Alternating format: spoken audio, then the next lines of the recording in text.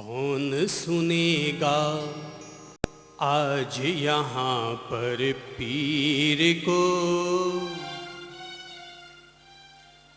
भूल चुका है आज मनुज श्री राम कृष्ण महावीर को, राम कृष्ण महावीर को।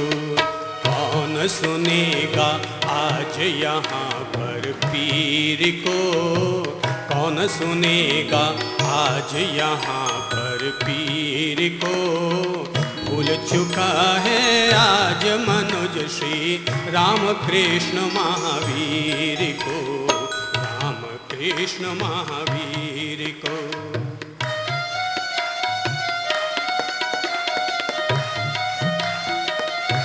श्री प्रभु शरणम।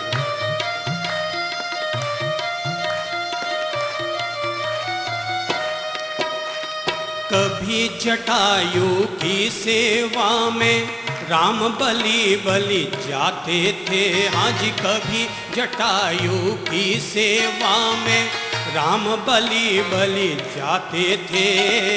घायल पंछी को हाथों में ले आंसू टपकाते थे, घायल पंछी को हाथों में ले आंसू टपकाते थे। आज खड़ा है भाई आगे, आज खड़ा है भाई आगे, भाई ले शमशीर को। भूल चुका है आज मनुज श्री राम कृष्ण महावीर को, राम कृष्ण महावीर को। कौन सुनेगा आज यहाँ पर पीर को, कौन सुनेगा आज यहाँ पर पीर को। भूल चुका है आज मनुज श्री राम कृष्ण महावीर को, राम कृष्ण महावीर को।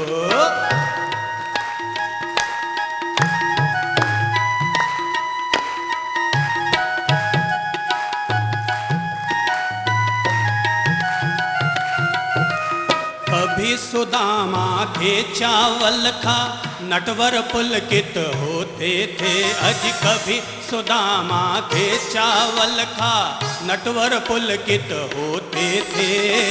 दीनहीन ब्राह्मण के पग को नयन नीर से धोते थे, दीनहीन ब्राह्मण के पग को नयन नीर से धोते थे। आज दुखी को ठुकराते हैं, आज दुखी को ठुकराते हैं, धिक्कारे तकदीर को। आज दुखी को ठुकराते हैं, धिक्कारे तकदीर को। भूल चुका है आज मनुज श्री राम कृष्ण महावीर को, राम कृष्ण महावीर को। कौन सुनेगा आज यहाँ पर पीर को, कौन सुनेगा आज यहाँ पर पीर को। भूल चुका है आज मनुज श्री राम कृष्ण महावीर को, राम कृष्ण महावीर को।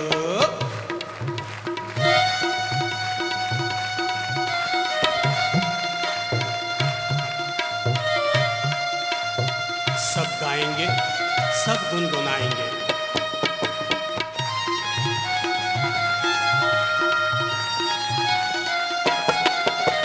कभी वीर चंदन बाला से उड़द बाकुले पाते थे, अज कभी वीर चंदन बाला से उड़द बाकुले पाते थे। चंड कोशिया के विष के बदले अमृत बरसाते थे, चंड कोशिया के विष के बदले अमृत बरसाते थे। आज मनुज बरसाते हैं, आज मनुज बरसाते हैं कटुवाणी के विष तीर को। आज मनुज बरसाते हैं कटुवाणी के विष तीर को। भूल चुका है आज मनुज श्री राम कृष्ण महावीर को, राम कृष्ण महावीर को। कौन सुनेगा सुनेगा आज यहाँ पर पीर को, कौन सुनेगा आज यहाँ पर पीर को। भूल चुका है आज मनुज श्री राम कृष्ण महावीर को, राम कृष्ण महावीर को।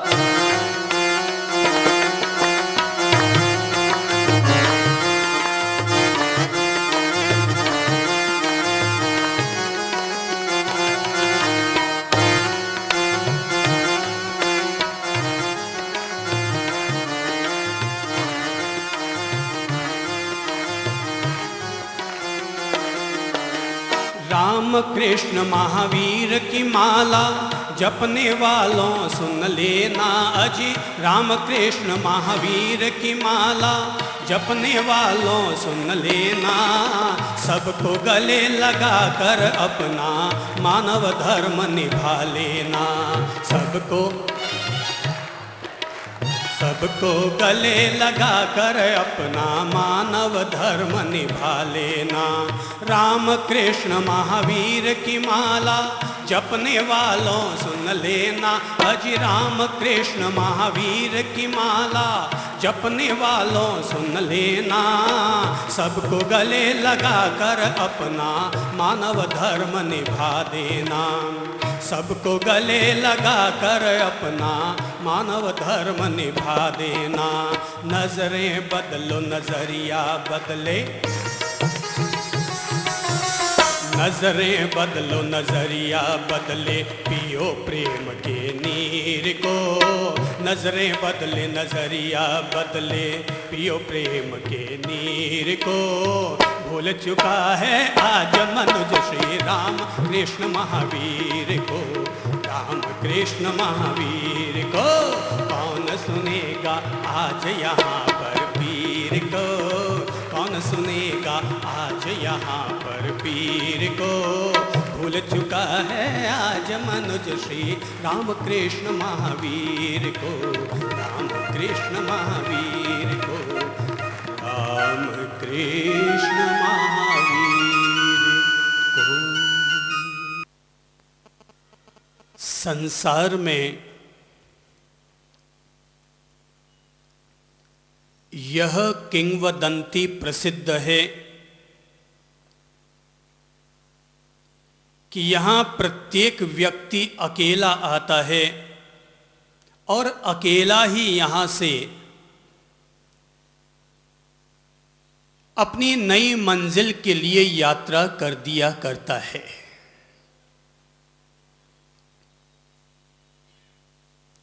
इंसान जन्म भी अकेला लेता है और मरता भी अकेला ही है।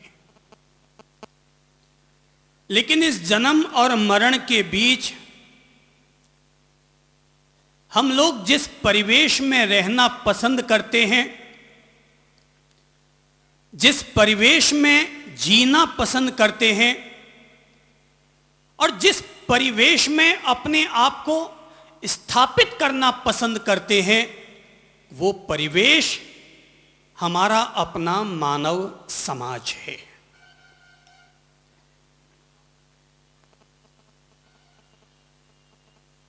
केवल इंसानों के समूह को मानव समाज नहीं कहा जा सकता,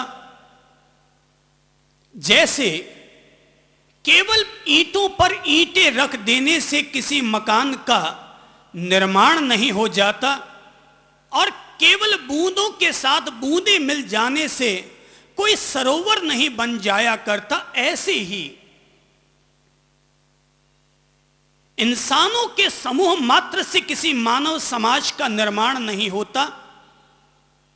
जैसे मकान को बनाने के लिए ईंटों को सुव्यवस्थित तरीके से, सुनियोजित तरीके से एक दूसरे में मिलाना जुलाना पड़ता है और जैसे बूंदों से बूंदों के साथ अपना एक सही साहचर्य देना पड़ता है, तब कहीं जाकर एक मकान बनता है और तब कहीं जाकर किसी सरोवर का निर्माण होता है। ऐसे ही जिन लोगों के बीच में प्रेम, सौहार्द, और भाईचारा के हाथों का उपयोग हुआ करता है, उन हाथों के समूह का नाम, उन मनुष्यों के समूह का नाम ही मानव समाज हुआ करता है। हालांकि आज की तारीख में लोग मंदिर और तीर्थ उन्हें माना करते हैं जहां पर किसी कलात्मक इमारत का निर्माण होता है और वहां पर भगवान के नाम पर उनके किसी प्रतिरूप को स्थापित किया जाता है, उसे हम मंदिर मानते हैं। और जहां पर किन्हीं महापुरुषों का जन्म हुआ, किन्हीं महापुरुषों के पांव पड़े या किन्हीं महापुरुषों का निर्वाण हुआ, उन स्थानों को हम लोग पवित्र तीर्थ स्थान की संज्ञा दिया करते हैं। लेकिन भगवान श्री महावीर ने एक ऐसे तीर्थ की स्थापना की, एक ऐसे तीर्थ का निर्माण किया जिस तीर्थ का निर्माण करने के लिए किसी इमारत की जरूरत न पड़ी, किसी स्थानक की जरूरत न पड़ी और न ही किसी पत्थर पाषाण की मूर्तियों की आवश्यकता पड़ी। उन्होंने जिस तीर्थ का निर्माण किया वो तीर्थ मानव समाज का तीर्थ था। साधु, साध्वी, श्रावक और श्राविका के नाम से संबोधित किया जाने वाला उनका यह चतुर्विध संघ अपने आप में उनके द्वारा किया जाने वाला नैतिक समाज का निर्माण था।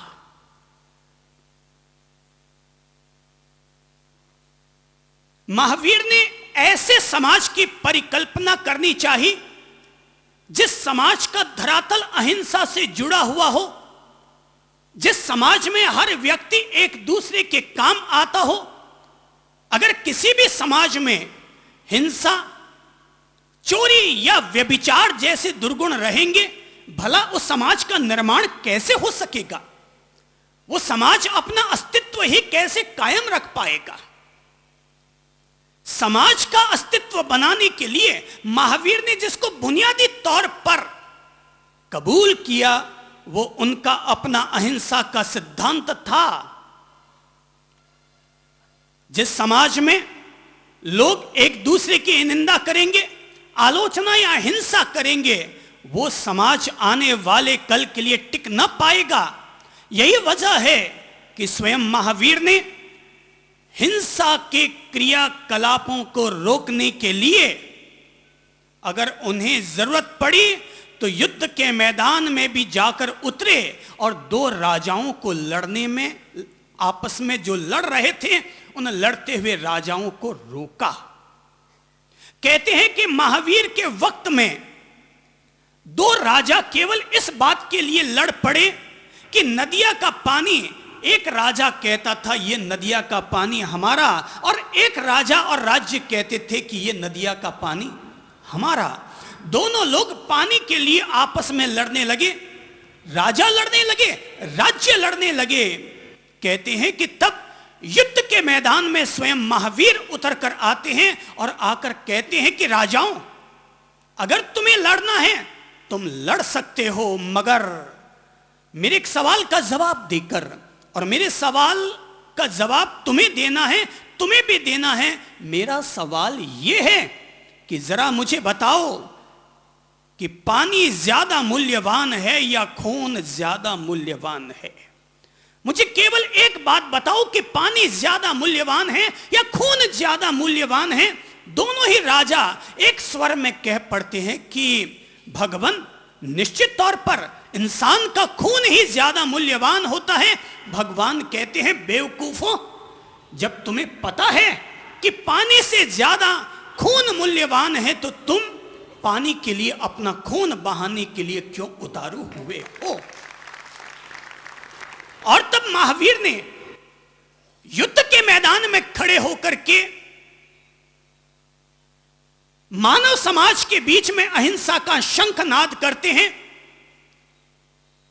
अगर महाभारत के प्रांगण में जिस तरह से कृष्ण को ले जाकर खड़ा किया गया, अगर वहीं पर ही महावीर को ले जाकर के खड़ा कर दिया जाता, शायद मेरे हाथ में अगर काल चक्र होता तो मैं कृष्ण के साथ साथ महावीर का भी अवतार देखना पसंद करता कि हो सकता है जहां पर कृष्ण असफल हो जाएं वहां पर महावीर सफल हो जाएं, और जहां पर महावीर असफल हो जाएं वहां पर कृष्ण सफल हो जाएं।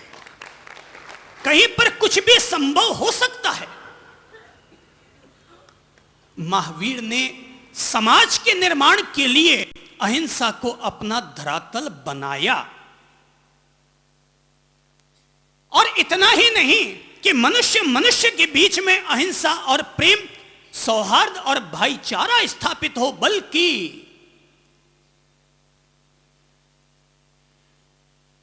पशु पक्षी जानवर इनके प्रति भी महावीर उतने ही अहिंसक हुए, और उनका नजरिया यह था कि जिस तरह से मनुष्यों को एक समाज बना करके रहने का अधिकार है, वैसे ही पशु पक्षियों को भी अपने आप में एक समूह बना करके जीने का अधिकार हुआ करता है। इसीलिए महावीर की अहिंसा केवल इंसानों तक सीमित न रही, संपूर्ण धरती पर अहिंसा को जितनी बारीकी से महावीर ने स्थापित करने की कोशिश की, उतना शायद और कोई न कर पाया।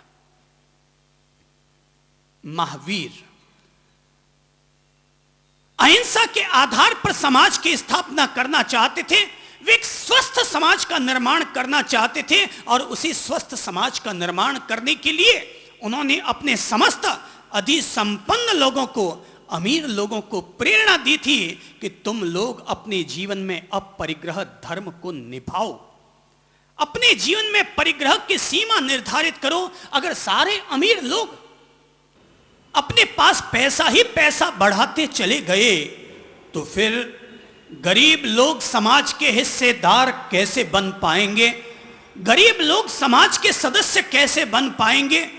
समाज में तो जिसके पास पैसा ज्यादा होगा वो व्यक्ति आगे आकर बैठेगा, सम्मान पाएगा, तो गरीब आदमी तो समाज के बिल्कुल पिछवाड़े ही सिडल कास्ट का बन करके रह जाएगा। तो फिर समाज के निर्माण के लिए क्या किया जाए? महावीर ने अपने अमीर और अधिसंपन्न लोगों को प्रेरणा दी कि तुम लोग भी अपनी ओर से त्याग करो, स्वस्थ समाज और स्वस्थ संघ का निर्माण करो, और वैसा करने के लिए अपने अपने जीवन में परिग्रह की सीमा निर्धारित करो। महावीर ने अब परिग्रह की बात गरीबों के लिए नहीं कही, महावीर ने अब परिग्रह की बात अमीरों के लिए कही है। अरे गरीब आदमी तो सीमित परिग्रह का ही मालिक है। अमीर आदमी अपने परिग्रह की सीमा निर्धारित करे कि मैं इतने वस्त्र, इतनी जमीन, इतनी जायदाद या इतने व्यापार तक ही अपने आप को सीमित रखूंगा। गरीब आदमी तो बेचारा कुटिया में रहता है, गरीब आदमी तो छप्पर के नीचे रहता है, लुक्खी दो रोटी खा करके अपना जीवन गुजारा करता है। वो व्यक्ति भला क्या परिग्रह परिमाण धर्म निभाए? स्वस्थ समाज का निर्माण करने के लिए यह बहुत बड़ी त्यागमयी पहल थी कि उन्होंने अपने अनुयायियों से कहा, अपने अपने परिग्रह की सीमा निर्धारित करो। कमाते जाओगे, कमाते जाओगे तो भाई पैसे से पैसा बढ़ता है, आपके पास इतना पैसा हो जाएगा, इतना पैसा हो जाएगा कि गरीब लोग जी न पाएंगे। अगर हमें स्वस्थ समाज और स्वस्थ संघ का निर्माण करना है तो हमें 2600 साल के बाद फिर महावीर को अपने बीच में लाना होगा, और ला करके महावीर का फिर से पुनर्जन्म देना होगा, और ला करके अपने समाज में अमीर लोगों को, अधिसंपन्न लोगों को फिर से त्याग और परिग्रह को त्याग करने की प्रेरणा देनी होगी। महावीर ने एक ऐसे स्वस्थ समाज का निर्माण करना चाहा, जिस स्वस्थ समाज का निर्माण करने के लिए जात पात भेद भाव इन सारी दीवारों को उतार करके नीचे रख दिया जाए। अस्पृश्यता निवारण किसी भी समाज निर्माण के लिए नींव का काम करता है। जाति पाति छुआछूत अगर हमारे भारतीय संस्कृति में हिंदू समाज के विघटन और हिंदू समाज के नीचे गिर जाने में अगर किसी ने मदद की तो एकमात्र छुआछूत का कारण था। लोगों को लगा कि सनातन धर्म, हिंदू समाज केवल ब्राह्मणों की बपौती है, केवल क्षत्रिय लोग ही इसे अपना सकते हैं। यहां पर अगर पानी का एक छींटा पड़ जाता तो लोग जाते थे गंगा में स्नान करने के लिए कि हम अछूत से छू गए।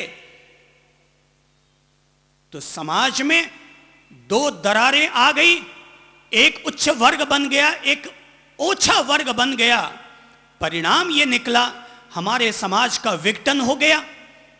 ज्ञानी केवल ज्ञानी बनते चले गए, अमीर केवल अमीर बनते चले गए, व्यापारी केवल व्यापारी होते चले गए, और साफ सफाई करने वाले पिछले 2500 साल तक केवल साफ सफाई का ही अपने जिम्मे दायित्व निभाते रहे।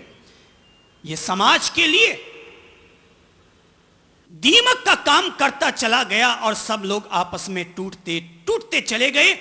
पूरे संसार में एकमात्र हिंदुस्तान ही ऐसा देश है कि जिस देश में छुआछूत को महत्व दिया जाता है। इंसान और इंसान के बीच में भला कौन सा भेद? हम समझते होंगे कि कोई हरिजन अछूत कहलाता होगा।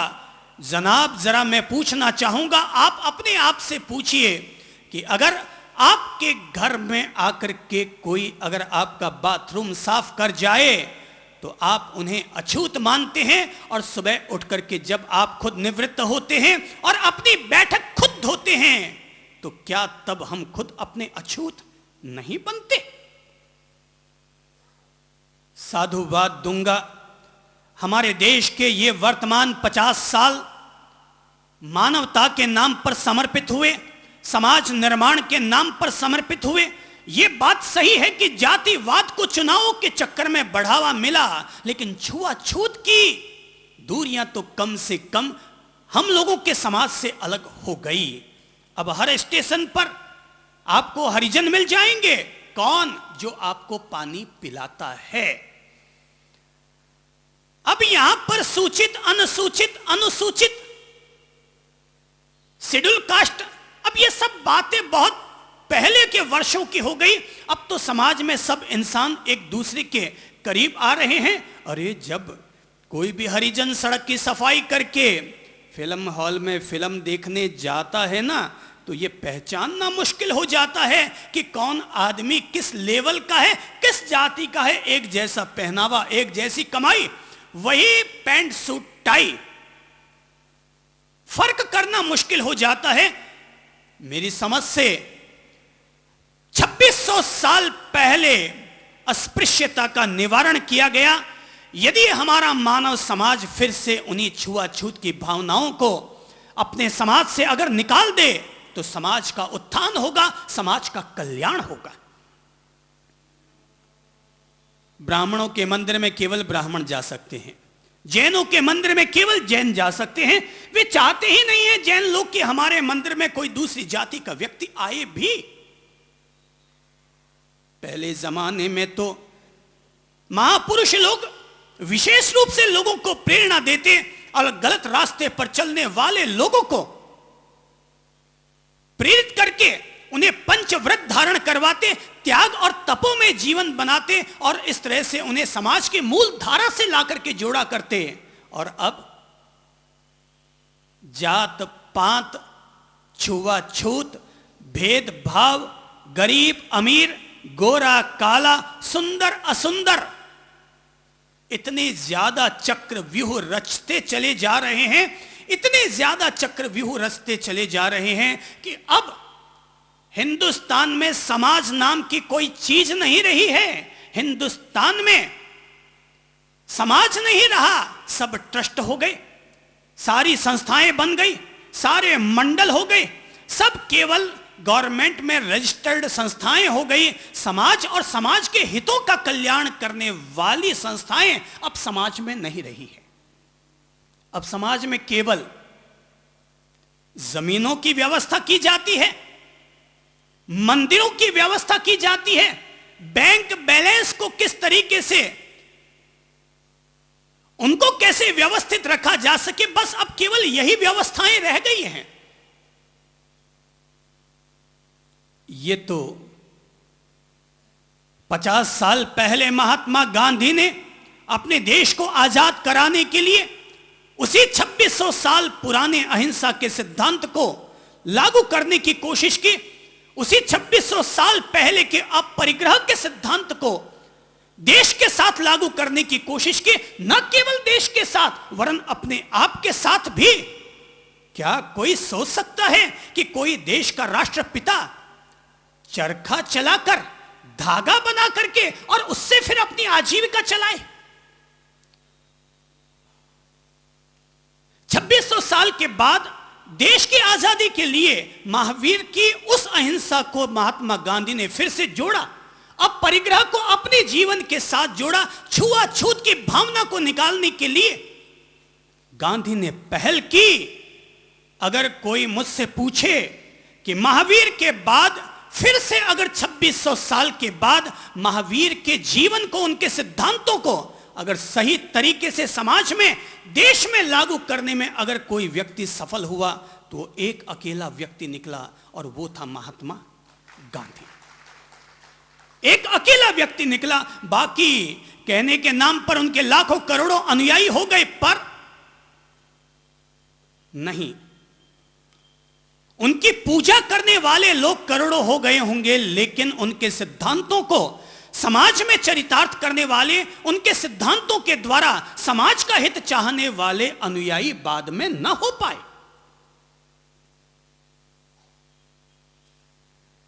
परिणाम हमारे सामने खतरनाक निकल करके आया। महावीर ने कभी गरीब लोगों की मदद करने के लिए जब एक दफा प्रेरणा दी थी तो महावीर के ही एक खास श्रावक पूनिया, एक अरबपति व्यक्ति, जिसने जब यह बात समझ ली कि भगवान कौन से समाज का निर्माण करना चाहते हैं और उसके लिए किस तरह के त्याग की जरूरत पड़ती है, तो पूनिया ने अपने जीवन में अपने सारे धन माल जायदाद को गरीबों के हितों के लिए बांट दिया और इस तरह से समाज निर्माण में अपनी अहम भूमिका निभाई।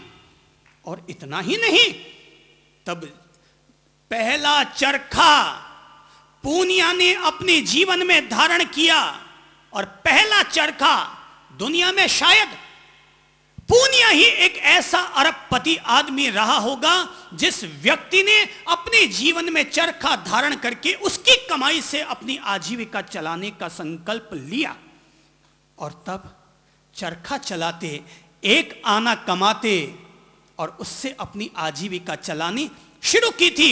भगवान बुद्ध की प्रेरणा से अनाथ पिंडिक ने अपने सारे धन माल का त्याग किया और स्वस्थ समाज के निर्माण में अपनी आहुतियां समर्पित की।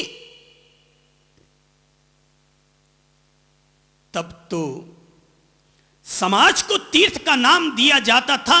शायद समाज को तीर्थ का नाम देने के कारण ही ये लोग तीर्थंकर कहलाए। और आज तीर्थ किसे कहा जाता है? ईंट चूने पत्थरों से बनने वाले स्थानों को तीर्थ का नाम दिया जाता है। शायद समाज के तीर्थ का निर्माण करने वाले तीर्थंकर कहलाते होंगे, पर इन ईंट चूने पत्थरों के मंदिरों का निर्माण कराने वाले कोई भी संत कभी भी तीर्थंकर नहीं कहला सकते। वो तीर्थ को स्थापित करने वाले संत या आचार्य तो हो सकते हैं, पर समाज का निर्माण करने वाले लोग ही धरती पर तीर्थंकर और भगवान की तरह पूजे जाते हैं। तीर्थंकर और भगवान की तरह पूजे जाते हैं। जब हिंदुस्तान और पाकिस्तान अलग अलग हुए, उस समय एक ऐसे आचार्य हुए जिनका नाम था वल्लभ सूरी। जब पाकिस्तान के सारे हिंदू और जैनी लोग घिर गए और अमीर लोगों ने, यहां के अमीर लोगों ने जब कहा कि कम से कम आचार्य और संतों को तो पहले हवाई जहाजों से हिंदुस्तान के लिए रवाना कर दिया जाए, तब वल्लभ सूरी ने पाकिस्तान की धरती पर कहा था कि मैं पहले जाना पसंद नहीं करूंगा। अगर मेरे समाज के लोग यहां पर असुरक्षित हैं और मैं अपने देश वापस सुरक्षित लौट जाऊं, यह मेरी आत्मा गवाही नहीं देती।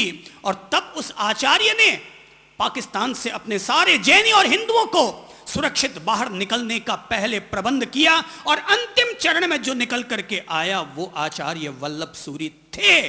यही वजह है कि आज भी पूरा पंजाब एक ही संत को मानता है और वो संत हुए आचार्य वल्लभ सूरी, जो समाज के लिए जिएगा, समाज के लिए मरेगा, समाज के लिए अपनी कुर्बानी देगा, वो व्यक्ति हमेशा समाज के लिए किसी तीर्थंकर की तरह आदरणीय बन जाएगा। आज की तारीख में समाज पर ध्यान कौन देता है, सामाजिक उत्थान पर ध्यान कौन देता है? हिंदुस्तान के सारे संत या तो भागवत बांचने में लगे हैं, या फिर सारे संत मंदिर और दादा बाड़ियों को बनाने में लगे हैं, या फिर स्थानक और ये भवन बनाने में लगे हुए हैं, या फिर ये संघ निकालते रहते हैं। अरे भाई सोचो, कब तक हम लोग ये संत निकालते रहेंगे और कब तक हम लोग ये केवल मंदिर बना बनाकर अपने धर्म को आगे बढ़ाते रहेंगे? अगर हमारे समाज में गरीब लोगों को आगे बढ़ने का अवसर नहीं दोगे, अगर हिंदुस्तान में लोग सड़कों पर सोते हैं, फुटपाथों पर रहते हैं, ऐसे ऐसे घर कि जिन लोगों के पास रात को सोने के लिए पूरा छपरा भी नहीं है, अब ऐसे लोग अगर समाज में रहेंगे तो मैं पूछना चाहूंगा कौन से समाज का निर्माण होगा और कौन से समाज की स्थापना हो पाएगी? लोग ईसाई क्यों बने? इसलिए नहीं बने कि ईसाई धर्म अच्छा होगा। लोग ईसाई हिंदुस्तान में इसलिए बने क्योंकि वहां के ईसाइयों ने यहां के गरीब लोगों को अपने गले लगाने का जज्बा अपने भीतर जगाया। लोगों को इस बात से कोई मतलब नहीं है कि हम जैन धर्म के अनुयायी बनते हैं, कि हिंदू धर्म के अनुयायी बनते हैं, कि इस्लाम या सिख धर्म के अनुयायी बनते हैं। आदमी को केवल पहला सरोकार यह होता है कि मैं जिस समाज का सदस्य बनना चाहता हूं वो समाज मेरे हितों के लिए कितना काम आदि का है, वो कितना काम आएगा। आदमी इस बात को ज्यादा गौर करता है। मेरा बाप मेरे कोई काम ही नहीं आता, मैं कब तक बाप बाप करता रहूंगा? बाप मुझे गालियां देता रहेगा, धक्के मारता रहे, पीछे जा। बोले बापू जी ठीक है, फिर मैं पीछे की गली से ही निकल जाता हूं। तू मेरा पिता हो सकता है पैदा करने वाला, पर तू मेरा पिता नहीं हो सकता। दुनिया में माँ दो होती है, एक वो जो पैदा करती है, एक वो जो पालन और पोषण करती है। एक वो जो पैदा करती है, निश्चित तौर पर आपको किसी हिंदू समाज ने पैदा किया होगा, जैन समाज ने पैदा किया होगा, पर पैदा करने वाली माँ है। पर उस माँ से भी 2 गुनी 10 गुनी ज्यादा महत्वपूर्ण वो माँ हो जाया करती है जो हमें पाल पोस करके बड़ा किया करती है। समाज में अब केवल मंदिरों को बनाने से काम नहीं चलने वाला भाई। पता नहीं लोगों ने कैसा धर्म सीख लिया है, कैसा धर्म अपना लिया है कि बड़े बड़े मंदिर बनाते रहो, सारा पैसा इन अमीर लोगों का सारा पैसा या तो पत्थरों पर खर्च होता है और या फिर जीवनवारियों पर खर्च होता है। समाज के लोगों को सच्चा धर्म पता ही नहीं है। मैं आज तक नहीं समझ पाया कि जो लोग मंदिर बनाते हैं और मंदिर पर एक कपड़े की ध्वजा फहराते हैं और कपड़े की ध्वजा फहराने के लिए 2-2 करोड़ 5-5 करोड़ का चढ़ावा ले लेते हैं। 5 करोड़ रुपये कोई मामूली दौलत नहीं होती। चुकाते चुकाते आदमी के 60 साल बीत जाते हैं। 5 करोड़ चुकाने में, बोलने में तो जोश जड़ता है और आदमी झट से बोल जाता है 5.25 करोड़। बोलने वालों में से चुकाने वाले गिनती के होते हैं, आधा खाते हैं आधा चुकाते हैं और यूं ही समाज की व्यवस्थाएं यूं ही चलती रहती है। समाज ये क्यों नहीं सीखता कि 5 करोड़ का चढ़ावा लेने वाला व्यक्ति और चढ़ावा बोलाने वाले संत और समाज ये क्यों नहीं सीखते कि उस 5 करोड़ का अगर आप चढ़ावा बुलाते हैं, बुलवाएं, पर उस 5 करोड़ का उपयोग मानव समाज के हितों के लिए लगाएं। अगर किसी व्यक्ति ने भगवान महावीर के मंदिर के लिए शिखर का ध्वजारोहण करने के लिए 5 करोड़ का चढ़ावा बोला, तो मैं कहना चाहूंगा उस 5 करोड़ के धन को बैंक में मत डालो। उस 5 करोड़ से भगवान महावीर के नाम पर भगवान महावीर महाविद्यालय का निर्माण करवाओ।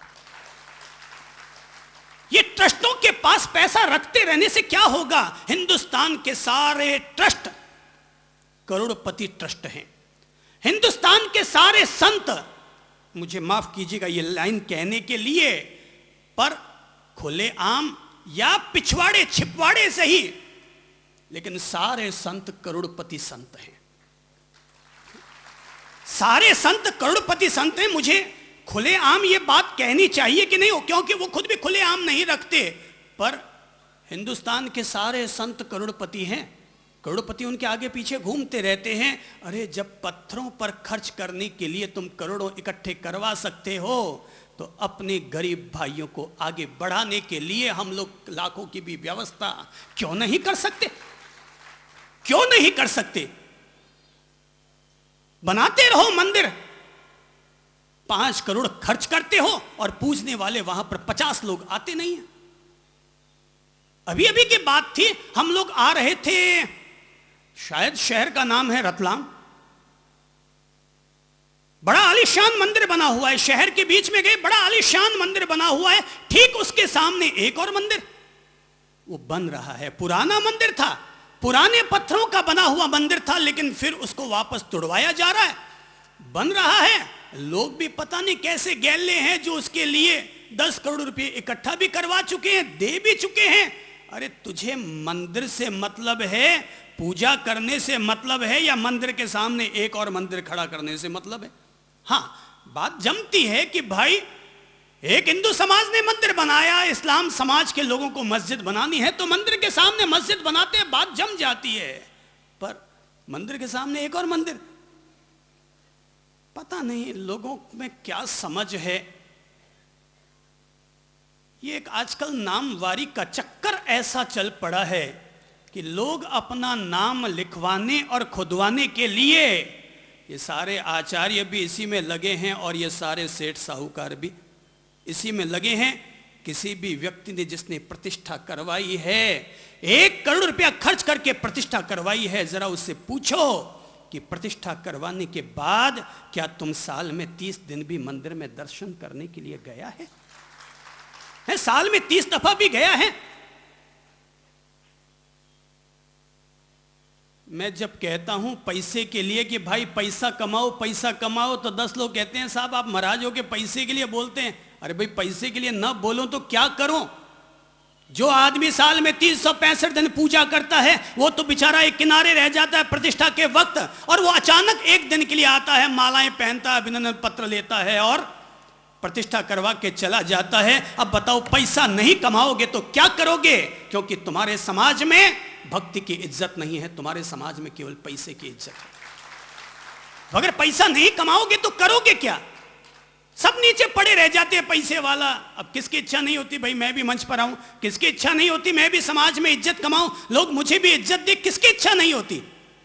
पर पता है हम कुछ कर नहीं सकते, क्योंकि हमारी अंटी छूट नहीं देती। तो फिर मजबूर होकर के चंद्रप्रभ को अपने समाज को जागृत करना पड़ता है। भाई बहनों कमाओ, क्योंकि जिस समाज के आप सदस्य हैं वहां पर अब चारित्र की कीमत नहीं है, वहां पर अब ज्ञान की कीमत नहीं है, वहां उसकी कीमत है जिसकी अंटी भारी है, जिसकी अंटी भारी है।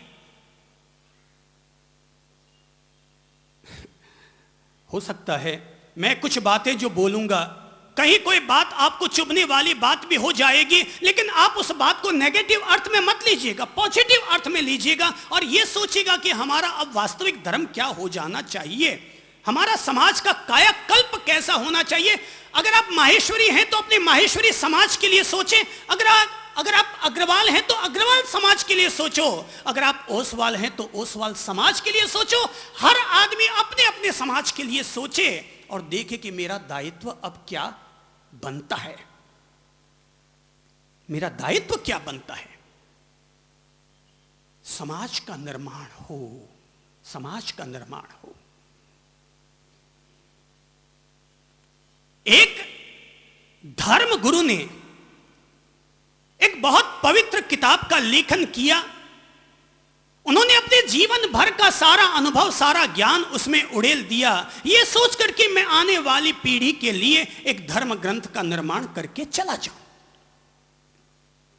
उन्होंने अपने सारे हमदर्द शिष्यों से ग्रंथ को प्रकाशित करने के लिए धन भी एकत्रित किया,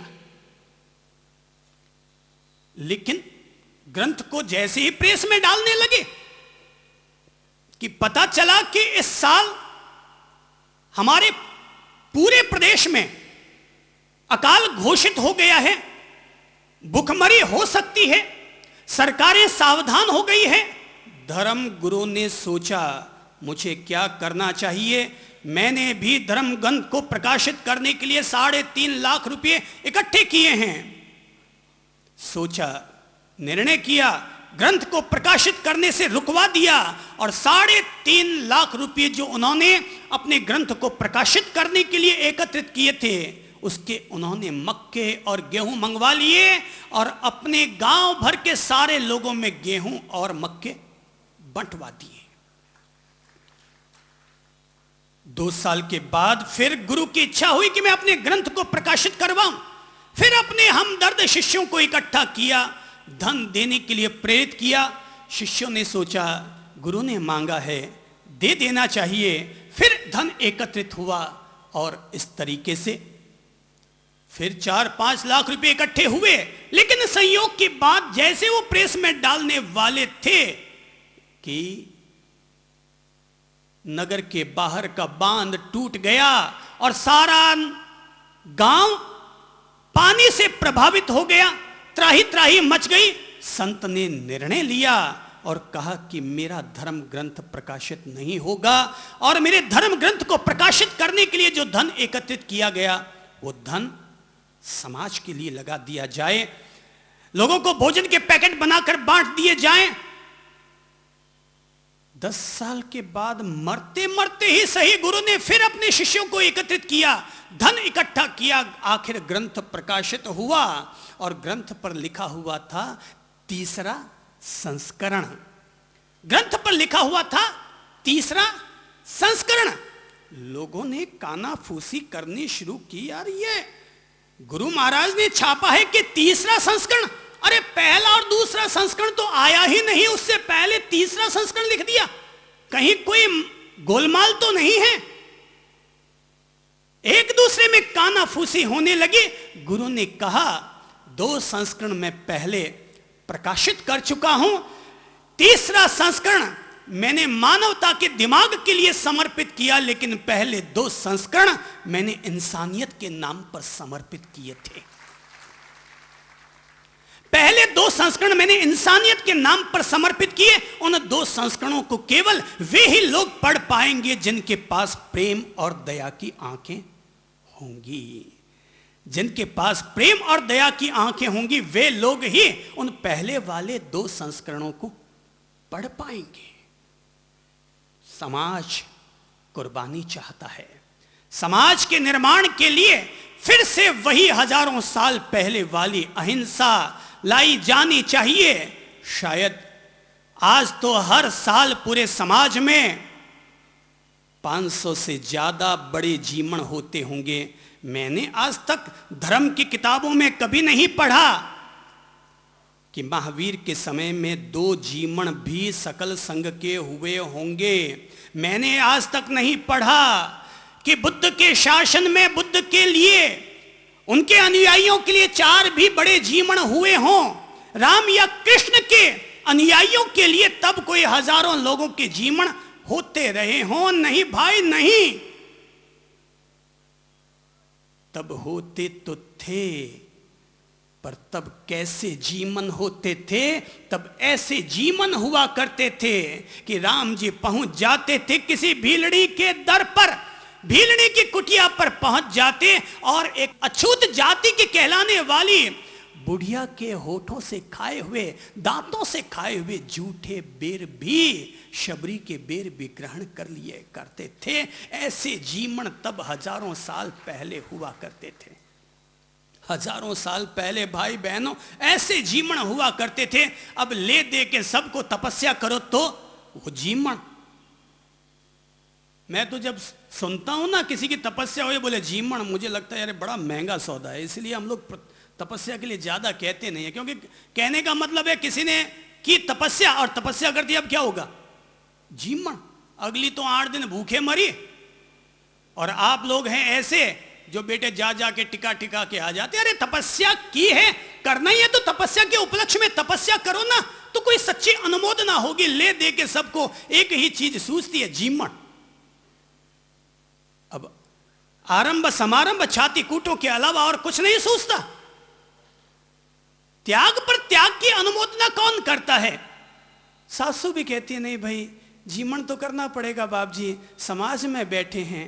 अरे भाई बहू रानी ने 8 दिन का उपवास किया है, सासू जी अगर कुछ करना है तो आज के दिन आप लोग शील व्रत का पालन कीजिए। ये हो गई तपस्या की अनुमोदना, ये हो गई तपस्या की अनुमोदना। कुछ करना है तो ऐसा कुछ करो ना तो फायदा होगा।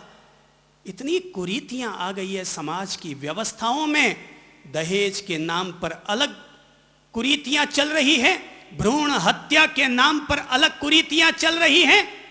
अहिंसा अहिंसा अहिंसा की रट लगाए बैठे हैं, अहिंसा परमो धर्म के नारे लगाते फिरते हैं।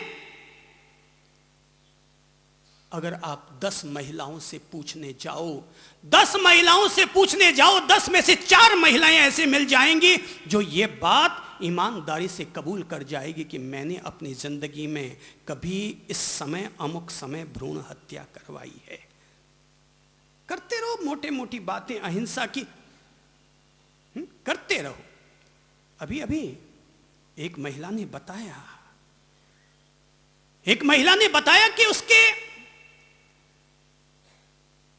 जब अंतिम बच्चा हुआ तो अंतिम बच्चे के 17 साल के बाद फिर एक और बेटियां हो गई। अंतिम बच्चा हुआ उसके 17 साल के बाद। उधर तो बेटी की सगाई फाइनल हो गई थी, शादी की तारीख फाइनल हो गई। समझिएगा इसको, है इस बात को समझिएगा। बिटिया की सगाई फाइनल हो गई, शादी की तारीख तय हो गई, लेकिन तभी पता चला कि मां गर्भवती हो गई। घर वालों ने कहा गिरा दे। वो बोले कि मैंने तो 17 साल पहले वो करवा लिया था, पता नहीं अब ये कैसे हो गया। 17 साल पहले ही मैंने वो करवा लिया, फिर भी ये कैसे हो गया। घर वालों ने कहा, पति ने कहा, उनके सास ससुर ने कहा गिरा दो। उसने कहा नहीं, मैं जैन की बेटी हूं, मैं जैन हूं, मैं ऐसा पाप कभी नहीं करूंगी, मैं ऐसा पाप कभी नहीं करूंगी, भले ही मुझे शर्मिंदा क्यों ना होना पड़े। और वो महिला बताती है कि 17 साल के बाद जब उसे पता चला उसके गर्भ हो गया है तो उसने अपनी बेटी की शादी कैंसिल करवा दी और कहा कि बिटिया पहले तुम्हें मेरी प्रसूति करवानी पड़ेगी और उसके बाद तुम्हारी शादी होगी। हालांकि वो महिला 7 दिन तक डिलीवरी होने के बाद भी घर से बाहर नहीं निकल पाई, क्योंकि शर्म लगती थी कि 45-46 साल की उम्र में, 47 साल की उम्र में अब ये सब काम करते हो। पर उसने कहा चाहे मुझे शर्मिंदा भी क्यों ना होना पड़े, पर मैं भ्रूण हत्या करने का पाप तो अपने मत्थे पर नहीं चढ़ाऊंगी, भ्रूण हत्या करने का पाप अपने मत्थे नहीं चढ़ाऊंगी। भाई ये है असली अहिंसा। कुरीतियां जीवनवारी के नाम पर, प्रतिष्ठाओं के नाम पर फूल बरसाते हैं हेलीकॉप्टरों से। मुझे बताओ भाई अब ये कौन सा धर्म हुआ, ये है कौन सा धर्म हुआ ये हेलीकॉप्टरों से फूल बरसाना। ठीक है, बरसाने वाले बरसाते हैं, बरसाओ भाई। अगर आप लोगों को लगता है यही धर्म है तो करो। मैं तो कोई महावीर स्वामी जी हूं नहीं, मैं तो कोई राम जी या कृष्ण जी हूं नहीं जो सारे समाज को ठीक करने का ठेका मैं लेऊं। पर मैं इन्हें धर्म अभी तक समझ नहीं पाया। मुझे लगता है इनमें धर्म क्या है ये मेरी आत्मा अभी तक कबूल नहीं कर पाई, इसलिए प्रश्न चिन्ह लगा दिया। समाज का अगर निर्माण करना है, समाज का अगर निर्माण करना है तो मेरे भाई बहनों, समाज के निर्माण के लिए जिसको सबसे ज्यादा महत्व दीजिए वो पहला बिंदु है, वो है शिक्षा। जिस समाज में शिक्षा का स्तर ऊंचा होगा उस समाज का स्तर भी ऊंचा उठेगा। अगर हम लोग अपने समाजों को शिक्षित नहीं करेंगे तो आने वाला कल अशिक्षित रह जाएगा। साक्षरता समाज के निर्माण की नींव है और निरक्षरता समाज के निर्माण का अभिशाप है। हर समाज में हर व्यक्ति शिक्षित हो, आज ये जरूरत आ पड़ी है, केवल 10वीं 12वीं पढ़ करके छोरों अपनी पढ़ाई मत छोड़ो। 10वीं 12वीं पढ़ करके अगर निकल गए ना तो कैरियर तो नहीं बनाओगे, कमाई कजाई तो नहीं ही करोगे, समाज में इज्जत तो नहीं ही पाओगे, कंवारे के कंवारे भी रह जाओगे। लड़कियां तो पढ़ रही है एमबीए, सीए, कंप्यूटर कोर्स में हाई लेवल पर पहुंच रही है, और हम छोरे, लोग कहते हैं सब छोरियां नहीं मिलती। अरे छोरियां बहुत है भाई, छोरों में लक्षण ठीक नहीं है, इसलिए छोरियां नहीं मिलती। कोई छोरियों की कमी है? ये देखो ना, अगर अपन इस दशहरा मैदान को देखें, जेंट्स और लेडीज दोनों बराबर है ना, कमी कहां है? अपन लोगों में लक्षण कमजोर हैं, इसलिए छोरियों की कमी नजर आती है। कहीं कोई चीज की कमी नहीं है। अपना स्टैंडर्ड बढ़ाओ, अपना लेवल ऊंचा करो, और लेवल ऊंचा करने के लिए शिक्षा के स्तर को ऊंचा उठाओ। अब समाज में मंदिर हो गए, मैं मंदिर का विरोध नहीं करता हूं, मैं डेली मंदिर जाता हूं, मंदिर की पूजा करता हूं, मंदिर की आराधना करता हूं, पर आज की तारीख में मैं अगर कभी भी मंदिर बनाता हूं, मंदिर बनवाऊंगा, तब एक साथ 2 काम करूंगा। ऐसी जमीन पर ही हमेशा ईश्वर के नाम का मंदिर बनाऊंगा जहां पर 2 चीजें एक साथ बन सकती हो। एक तरफ प्रभु की आराधना का मंदिर, और दूसरी तरफ जीवन निर्माण करने वाले विद्यालय का मंदिर। केवल कर लो प्रार्थनाएं, करो, जरूर करो, पर जीवन निर्माण उससे पहले करो। मंदिर में मत्था टेकने के लिए पात्रता चाहिए, और जब तक कोई व्यक्ति अपने ही जीवन को नैतिक और बेहतर नहीं बना पाएगा, वो व्यक्ति मंदिर में जाकर अगर मत्था टेक भी आएगा ना, तब भी भगवान जी उसको नहीं मिलने वाले। पात्रता चाहिए, उसमें पात्रता चाहिए। शिक्षा बढ़ावा दो। मेरे भाई बहनों, अगर आप में से किसी भी व्यक्ति को लगता है वो अमीर आदमी है, अगर किसी भी व्यक्ति को लगता है उसके पास पुरानी जमीनें पड़ी हैं, किसी भी व्यक्ति अधिसंपन्न व्यक्ति को लगता है कि वो अपनी जमीन डोनेट कर सकता है, आप अपनी तरफ से जमीन डोनेट कीजिए। वहां पर कॉलेज बनाने की जवाबदारी मेरे कंधे पर रहेगी, वहां पर महाविद्यालय बनाने की जवाबदारी मेरी रहेगी। जमीन इंदौर वाले निकालो, महाविद्यालय गुरु महाराज बना के जाएंगे। निर्माण करो भाई, निर्माण करो। आने वाला कल उनको याद रखेगा जो निर्माण करेंगे। हमारे समाजों में विद्यालय तो चलते हैं, पर पता है कैसे चलते हैं? शेड्यूल कास्ट वालों के भी विद्यालय उससे कहीं अच्छे चलते होंगे। ऐसे स्कूलों के हालात बनाकर रख देते हैं, बोले धर्म की पढ़ाई कराएंगे, और धर्म की पढ़ाई के नाम पर क्या करवाएंगे? वो ले दे के सामायिक और प्रतिक्रमण के 5-7 सूत्र पढ़ाएंगे। अरे भाई, उन सूत्रों को याद करने से ठीक है थोड़ा सा धर्म हो जाएगा, पर अपने विद्यालयों में ये सामायिकों के सूत्र नहीं, अपने विद्यालयों में नैतिकता के पाठ पढ़ाओ। अपने विद्यालयों में इंसान का निर्माण करो। अपने विद्यालय में चाहे अगर आप माहेश्वरी हैं तो भगवान महादेव के सिद्धांतों को लागू करो, और अगर आप जैन हैं तो भगवान महावीर के सिद्धांत और उपदेशों को छात्रों के जीवन के साथ जोड़ो, उनके संस्कार जोड़ो। शिक्षा का स्तर हो। मैं तो इस देश के जितने भी अमीर लोग हैं उनसे कहना चाहूंगा, आज अगर बिरला परिवार जैसे लोग हैं जो कि पिलानी जैसे स्थानों पर अगर अपने बड़े बड़े विद्यालय बना रहे हैं, ये आने वाला कल ऐसे लोगों का ऋणी रहेगा। जो भी व्यक्ति अधिसंपन्न और अमीर आदमी है, मैं कहना चाहूंगा भाई संघ तुम्हें निकालना है बाद में निकालना, पर संघ निकालने से पहले जिस समाज से, जिस शहर से हम लोग संघ निकालना चाहते हैं, पहले वहां एक कॉलेज का निर्माण करवा देना, फिर संघ निकालना, मंदिर बनाना। पर पहले ईसाइयों को आपने कभी देखा है ऐसा चर्च आपने देखा है जहां केवल चर्च हो? हर चर्च के साथ में वहां पर स्कूल जरूर रहती है। इधर जीवन निर्माण हो और उधर इंसान की सद्बुद्धि के लिए ईश्वर का मंदिर हो। कुछ ऐसा किया जाए मेरे भाई, कुछ ऐसा किया जाए। शिक्षा का स्तर बढ़ाओ, अपने अपने समाजों में विद्यालय महाविद्यालयों का निर्माण करो। मुझसे अगर कभी रिलायंस के मालिक अंबानी जी मिलेंगे तो मैं उनसे एक बात जरूर कहना चाहूंगा, अंबानी जी आप लोग अरबपति और खरबपति हैं, अगर कल भी आपके पास पैसा खत्म हो जाएगा ना, लोग आपको बिल्कुल भी इज्जत नहीं देंगे। पर अगर आपके पास पैसा है, पेट्रोलियम पर आपने खूब लगा दिया, मोबाइल पर आपने खूब खर्चा कर दिया, उद्योग क्षेत्र को फैलाने के लिए आपने खूब खर्चा कर दिया, अब अच्छा होगा कि रिलायंस अंबानी परिवार देश भर में कोई ऐसी पहल शुरू कर दे जिस तरह से अंबानी परिवार ने पूरे देश में पेट्रोलियम के अपने पेट्रोल पंप खोले थे। अच्छा होगा रिलायंस और अंबानी परिवार पूरे देश भर में इसी तरह के उच्च स्तरीय महाविद्यालय खोल डाले, विद्यालय खोल डाले। आने वाला 100 साल अंबानी परिवार को अपने माथे पर बिठा कर रखेगा। आने वाला 100 साल।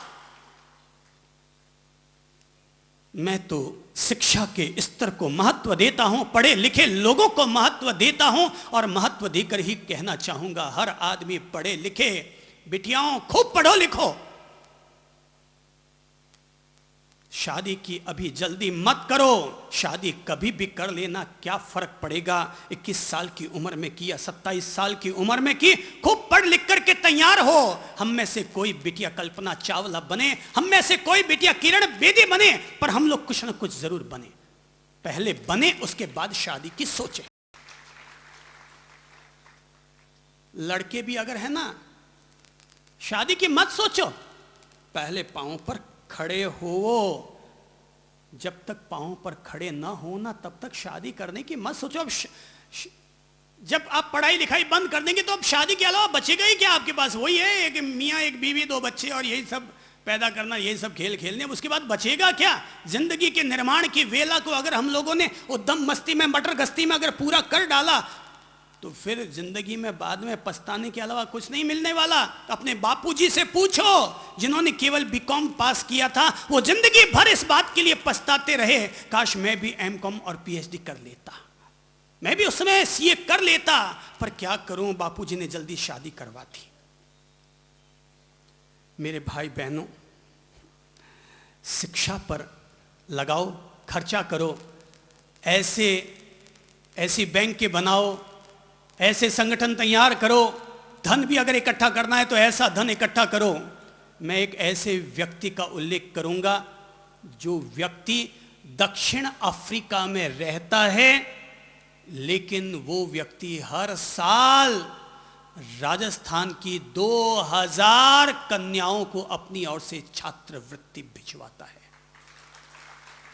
हर साल 2000 कन्याओं को उच्च स्तरीय शिक्षा के लिए छात्रवृत्ति देता है। मैं साधुवाद देना चाहूंगा जीतो जैसी संस्था को, जो अभी बनी है, लेकिन उस संस्था ने आरएस ऑफिसर, आईएएस ऑफिसर तैयार करने के लिए बोले छात्रवृत्ति हम देंगे, तुम पढ़ाई करो और आईएएस ऑफिसर बनो। जमाना बदल रहा है भाई, ऐसे भी अपन लोगों को पूछने वाला नहीं है।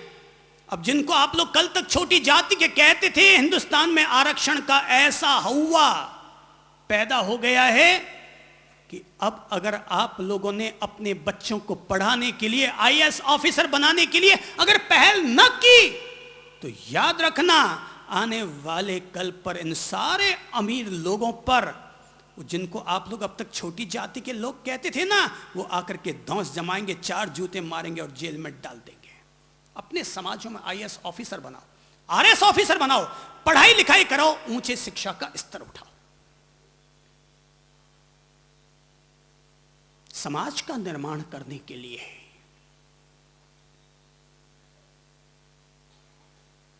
अपने अपने संगठनों को भी मजबूत करो। जो भी आपके संगठन हैं, अपने अपने समाजों को संगठित करो। याद रखो, बिखरे हुए लोगों की कोई ताकत नहीं होती। अगर हम एक रहेंगे, खड़े मिलेंगे, अगर हम बिखर गए तो हमें कोई कुत्ता भी पूछने वाला नहीं होगा, कोई कुत्ता भी पूछने वाला नहीं होगा। हाथ में 5 अंगुलियां हैं, हाथ में 5 अंगुलियां हैं, सबकी स्वतंत्र औकात है, पर अकेली अंगुली कर क्या सकती है? छुटकी कहेगी मैं कान में खुजली करती हूं, बगल वाली कहेगी मैं भगवान की पूजा करती हूं, उसके बगल वाली कहेगी मैं सबसे बड़ी हूं, उसके बगल वाली कहेगी कि लिखने का काम मैं करूंगी, तीरंदाजी मैं करूंगी, अंगुली का निशाना मैं बनाऊंगी। चारों अगर आपस में झगड़ने लग जाएंगे, अंगूठा कहेगा बहनों क्यों झगड़ती हो, अरे क्यों झगड़ती हो, चारों की अपनी अपनी उपयोगिता है। अरे तुम 4 अंगुलियां हो, चारों स्त्रीलिंग हो और मैं अंगूठा हूं, तुम चारों का पति तो मैं ही हूं, तुम चारों का पति तो मैं हूं, पर न मेरी अकेले की कोई औकात है, न तुम्हारी अकेले की कोई औकात है। पांचों अगर एक हो जाए तो पंच परमेष्ठी बन जाते हैं, पर पांचों अगर बिखर जाए तो कोई ताकत और औकात नहीं रह जाती है। संगठन, समाज में संगठन, परिवार में संगठन, भाइयों में संगठन। आजकल आजादी का जमाना चला है ना, टूट रहे हैं, सारे लोग टूट रहे हैं, घर परिवार टूट रहे हैं, मां बाप तक टूटने लग गए हैं। मुझे एक बच्चे ने एक फिल्म की कहानी सुनाई थी और वो फिल्म थी बागबान, बागवान ऐसा कुछ करके फिल्म का मुझे उसने नाम बताया और कहानी सुनाई, तो पता चला कि आजकल मम्मी पापा का भी बंटवारा होने लग गया है, वो भी आजकल बंटने लग गए हैं। संगठन में ताकत है, संगठन की औकात है, अपने आप को संगठित करो। समाज के निर्माण के लिए संगठन जरूरी है। समाज के निर्माण के लिए जिस 30 की चीज की जरूरत है वो है, अगर हमारा समाज बिखरा हुआ है तो उस बिखरे हुए समाज को एक करने के लिए समन्वय के सूत्र तलाशो। क्या करो? समन्वय के सूत्र तलाशो, एक दूसरे के करीब आओ, एक दूसरे की मित्रता अपने जीवन में कबूल करो। समन्वय, एक दूसरे में देखो क्या है खासियत जो एक दूसरे को करीब कर सके। भेद बताने वाले तो दुनिया में बहुत सारे भरे पड़े हैं। अरे हमारा काम तो यह होगा कि दो अगर अलग अलग चीजें हैं तो उनमें समन्वय के कौन कौन सी खासियतें छिपी हुई है, उन खासियतों को हम समझें। क्योंकि लड़ने और लड़ाने से तो नमक भी महंगा पड़ता है और जुड़कर रहने से दूध भी सस्ता हो जाया करता है। दूध भी सस्ता हो जाया करता है। समन्वय के सूत्र तलाशो, सब एक आओ जाओ। अगर आप मंदिर मार्गी हैं, कहना चाहूंगा स्थानक में जाया करो। अगर आप स्थानक वासी हैं तो कहना चाहूंगा मंदिर जाया करो। सब एक दूसरे के यहां आया जाया करो। कभी कभी कृष्ण भगवान के मंदिर में भी जाया करो, कभी कभी राम जी के मंदिर में भी जाया करो। भाई लोगों, याद रखना, अगर कभी आप किसी रास्ते से गुजर रहे हैं और वहां पर अगर कोई मस्जिद भी दिखाई दे जाए ना, तो मस्जिद के सामने भी अकड़ के मत चलना, सिर को झुका के चलना। क्योंकि बहुत सारे लोग ऐसे हैं जो उसकी भी इज्जत करते हैं, वहां जाकर के अपना मत्था टेकते हैं। दुनिया में कभी भी रास्ते से चलो, कोई भी मंदिर मिल जाए, अगर हम अंदर जा सकें तो अच्छी बात, और अगर अंदर न जा सकें तो भी कम से कम किसी भी मंदिर के आगे से सिर अकड़ करके चलना, ये तो हमारे अधिकार में नहीं आता। झुक के चलो, समन्वय के सूत्र तलाशो। देखता हूं सबसे ज्यादा असमन्वय अगर किन्हीं में तो संतों में सबसे ज्यादा असमन्वय है। आपस में मिलना ही पसंद नहीं करते। वो हम अपने में जाएंगे, वो अपने में जाएंगे, सब अपनी अपनी तूती और अपनी अपनी पुंगी बजाने में लगे रहेंगे। अरे भाई सब लोग आओ ना, सब एक मंच पर आओ, सब एक मंच पर आओ ना। कोई कहते हैं सब हमारा दूर पड़ता है, कोई कहते हैं हमारे ये है, हमारे वो है। अरे भाई हम अपना इतना बड़ा मंच आपको दे रहे हैं, आओ आम जनता से जुड़ो, आम जनता के हितों की बात करो, आम जनता का कल्याण करो। पर अब आम जनता लोगों के हाथ से छूट गई, केवल अपनी अपनी जनता रह गई। सब लोग कुएं के मेंढक बन गए, सागर के मेंढक अब खत्म हो गए। और हम लोग और कुछ नहीं करते हैं, हम लोग तो केवल एक ही काम करते हैं, कुएं में से मेंढकों को निकालते हैं और कहते हैं भाई वहीं तक ही सत्य नहीं है, वहीं तक ही धर्म नहीं है, वहां होगा धर्म, वहां भी पानी है, वहां भी शीतलता है, वहां भी मिठास है। जहां तुम थे गए, पर उसके आगे भी और संभावनाएं, बाहर निकलो। सागर तुम्हें न्योता दे रहा है, सागर तुम्हें बुला रहा है और कहता है कि आओ सब लोग सागर में उतरते हैं, दुनिया बहुत बड़ी है, आगे बढ़ो। जब किसी संत से मिलते हैं ना, हम लोग सामने हाथ जोड़ते हैं, वो लोग यूं खड़े रहते हैं, हम कहते हैं प्रभु जी प्रणाम, नमस्कार जी, नमोस्तु, जवाब ही नहीं देते। अरे भाई, नाई नाई से मिलता है ना तो भी राम राम करता है, धोबी धोबी से मिलता है ना, धोबी अगर धोबी से भी मिलता है तो राम राम कहने में उसको कोई तकलीफ नहीं होती है। पर क्या करें हम संत लोग, कैसे जो संत संत से मिलते हैं तो नमोस्तु को नमोस्तु कहने में तकलीफ होती है। अरे यार, संत बनने का मतलब यह हुआ कि गृहस्थ व्यक्ति भी दूसरे से मिलता है तो पांव छूता है, तो एक गृहस्थ व्यक्ति भी इतना विनम्र हुआ करता है कि दूसरे गृहस्थ से मिलता है तो पांव छूता है। तो संत का मतलब तो यह हुआ कि वो गृहस्थ से 100 गुना ज्यादा विनम्र हो गया, गृहस्थ से 100 गुना ज्यादा विनम्र हो गया, उसने अपना ईगो, अहम भाव तोड़ दिया। हमें तो अगर कोई लोग बुरा न माने ना, हम तो हाथ जोड़ते हैं, उसी में ही 100 आलोचनाओं के शिकार हो जाते हैं। पर अगर हमारी आलोचना ना हो तो आप अगर हमें झुककर प्रणाम करेंगे तो हम वापस आपको साष्टांग प्रणाम करना पसंद करेंगे, हम आपको साष्टांग प्रणाम करना पसंद करेंगे। यानी एक संत का ईगो, अहम भाव इतना टूट जाना चाहिए कि कोई गृहस्थ होकर के भी तुम्हारे सामने झुकने को तैयार हो गया, और हम हैं जो केवल हाथ यूं, आशीर्वाद आशीर्वाद आशीर्वाद। अरे प्रभु जी, मुझसे कभी अगर भगवान मिलेंगे तो उनसे पूछूंगा कि प्रभु जी केवल अपने पांव धोक मुजरा ही करवाते रहेंगे, अपने पांवों की पूजा ही करवाते रहेंगे, या कभी थोड़ा सा बड़प्पन दिखाकर आगे बढ़ेंगे, खड़े होंगे और हम बच्चों को अपने गले भी लगाएंगे, कभी हम बच्चों को अपने गले भी लगाएंगे। क्या कभी आप ऐसा भी करेंगे? केवल रोजाना वही चंदन की पूजा, वही चंदन पूजा। प्रभु जी पूजा हुई, कभी थोड़ा अपना प्यार भी दर्शाओ और हम लोगों को अपने गले लगाओ। समन्वय के सूत्र तलाशो मेरे भाई, आपस में एक दूसरे के करीब आओ। अभी राखी थी, पता नहीं लोगों की आत्मा किस तरह से जग पड़ी, लोगों की आत्मा किस तरह से जग पड़ी। लोगों ने उस दिन एक संवत्सरी मनाई, एक ईद मनाई, एक दीपावली मनाई।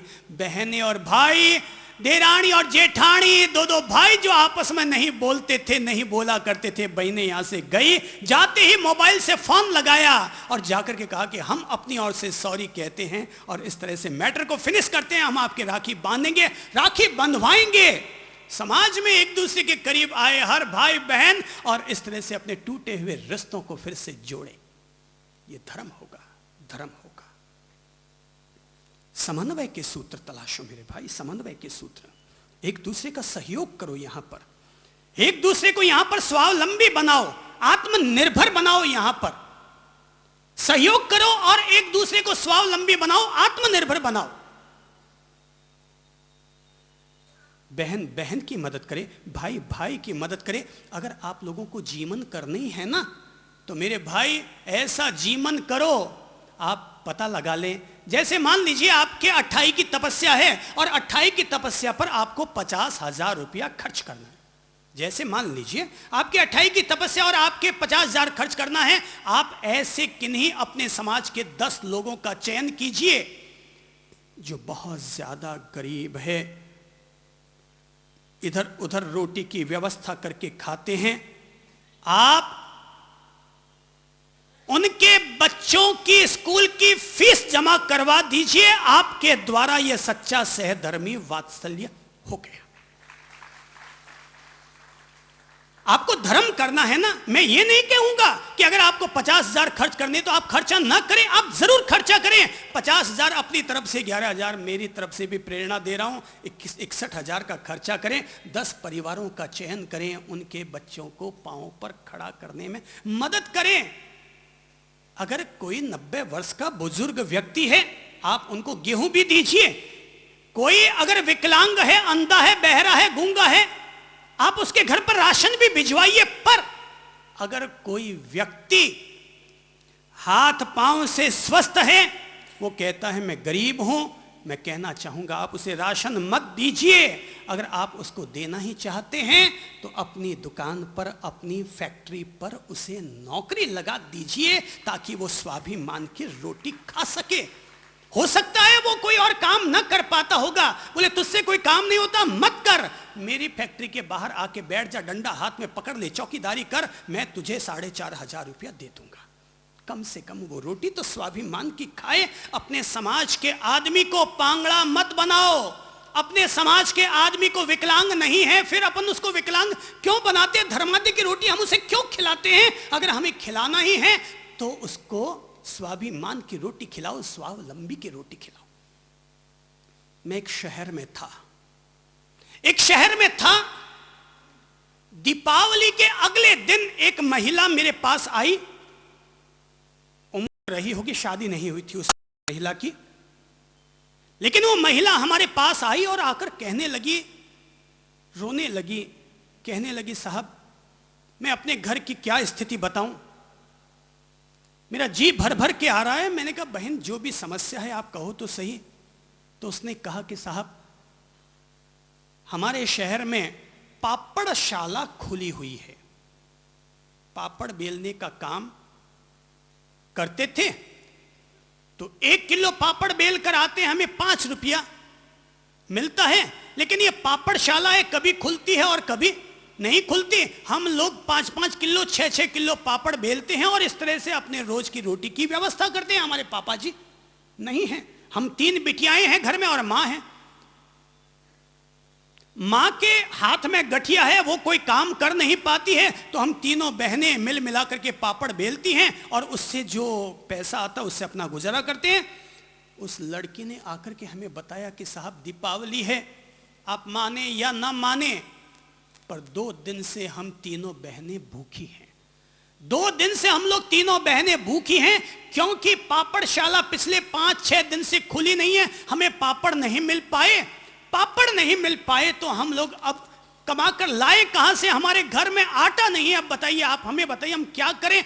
हमें आपका और कोई सहयोग नहीं चाहिए, हम आपसे कोई पैसा मांगने के लिए नहीं आए हैं, हम तो केवल आपसे इतना सा कहने आए हैं कि पापड़शाला के ट्रस्टियों को कहलाइए कि वो पापड़शाला खोल दे, ताकि रोज के 40 रुपया हम लोग कमा सकें। मैंने ये सुना, समाज की इस स्थिति को सुना, लोगों की इस पीड़ा को सुना, हाथों हाथ पापड़शाला वाले लोगों को तो फोन करके बुलाया सो बुलाया, पर उसी दिन समाज के सारे लोगों को मैंने प्रेरित किया। मैंने कहा कि आप लोग समझ लो कि अगर आप लोगों ने 4 महीना हमसे सुना है, समझ लेना आपने अपने गुरु को फीस दी, समझ लेना आपने अपने गुरु को दक्षिणा दी, और जिन जिन लोगों की औकात है सब लोग 5100 रुपये निकालो। जिन जिन लोगों को भी औकात है सब लोग, कुछ साल पुरानी बात है ये, तो मैंने कहा कि सारे लोग 5100 रुपया निकालो। और वहां पर तब मैंने हाथों हाथ 9-10 लाख रुपए इकट्ठे करवाए और उन लोगों के लिए बैंक खुलवा दी जो लोग इतने कमजोर थे कि पापड़ बट बट करके जो लोग अपना गुजारा किया करते थे, वहां के लोगों के लिए, उनको आत्मनिर्भरता दिलाने के लिए, फिर एक व्यक्ति को 10,000 रुपये का बिना ब्याज का लोन मिलेगा, 100 रुपया हर महीने लौटाओ। पता था कि ये नहीं लौटा पाएंगे, ये पहले से पता था कि नहीं लौटा पाएंगे, फिर भी प्रेरित किया कि अपनी ओर से 100 रुपया लौटाने की ईमानदारी अपने साथ रखना, ताकि कोई तुम्हें यह न कह सके कि तुमने धर्मादय से अपने बच्चों को पाल पोस के बड़ा किया है, तुम 100 रुपया हर महीने लौटाना। और तब मैंने उसी समय 100 महिलाओं का चयन करवाया और 100 महिलाओं को 10-10 हजार रुपया दिलवा करके, और उनको लघु उद्योग, चाहे वो पापड़ बनाए, टॉफियां बनाए, कोई भी तरह का धंधा करे, और उनको 3 साल के लिए बिना ब्याज का लोन दिलवाया। बहनें तो महाराज की आंखें भर के आ रही हैं, क्योंकि ये जो मैं बात बता रहा हूं ये उस शहर की बात है जिस शहर में ये महाराज भी पैदा हुए हैं। ये मैं उस शहर की बात बता रहा हूं जिस शहर में ये महाराज भी पैदा हुए हैं, और उसी शहर में मैंने ये नेक काम करवाया था। और तब 100 लोगों को वहां पर 10-10 हज़ार रुपये दिलवा कर उनको पांव पर खड़ा करवाया। मुझे इस तरह के काम करके लगता है मैंने वास्तव में तीर्थंकर प्रभु की सच्ची सेवा की है। कोई महापूजन करवा करके आत्म संतोष नहीं होता, पर इस तरह के नेक काम करवा करके आत्मा को संतोष मिलता है कि हमने अपनी अप्रोच, अपनी पहुंच इस तरह से सार्थक की और कुछ जरूरतमंद लोगों को पांव पर खड़ा किया। मेरे भाई बहनों, सहयोग करो, स्वावलंबी बनाओ अपने समाज के गरीब और जरूरतमंद लोगों को। अपनी ओर से 100 मंदिर नहीं बना सकते, कोई दिक्कत नहीं, पर कम से कम अपनी ओर से 10 गरीब और जरूरतमंद लोगों को पांव पर भी अगर आप खड़ा करवा देते हैं, आपकी ओर से धर्म संघ की बहुत बड़ी सेवा हो गई। कहते हैं ना कि दुआएं फलती है, कहते हैं ना कि दुआओं से, आशीर्वाद से आदमी का फलेपा निकलता है। अरे गरीबों की दुआओं को लेकर देखो तो सही, आपकी 7 पीढ़ियां फलेंगी और फूलेंगी, 7 पीढ़ियां फलेंगी और फूलेंगी। एक व्यक्ति का नाम लेकर कहूंगा, जिस व्यक्ति का नाम है परिचंजी बोथरा। व्यक्ति का नाम है परिचंजी बोथरा, जियागंज अजीमगंज का व्यक्ति। कोई संत आया जियागंज और अजीमगंज में, पश्चिम बंगाल की घटना। संत आया, संत का किसी ने अपमान कर डाला, अपमानित होकर के संत ने अभिशाप दे दिया, ये पूरा गांव तुम्हारे समाज का इसी साल पुरुषों से विहीन हो जाएगा। संत ने अभिशाप दिया, हजारों लोग इस बात को जानते हैं। संत ने अभिशाप दिया कि तुम्हारा पूरा गांव, तुम्हारे समाज के लोग सारे के सारे पुरुषों से रहित हो जाएंगे। और अभिशाप ऐसा लगा कि उस साल में सैकड़ों पुरुष धड़ाधड़ टिड्डी फाके की तरह, मच्छरों की तरह मरते चले गए। एक साल में 600 घर विधवाओं से भर गए। और तब कलकत्ता का एक व्यक्ति निकला जिसका नाम था परिचंजी बोथरा। उसने उन 600 के 600 घरों को गोद ले लिया और कहा कि मैं तब तक तुम लोगों का भरण पोषण करता रहूंगा जब तक कि तुम्हारे बच्चे अपने पांवों पर खड़े ना हो जाए।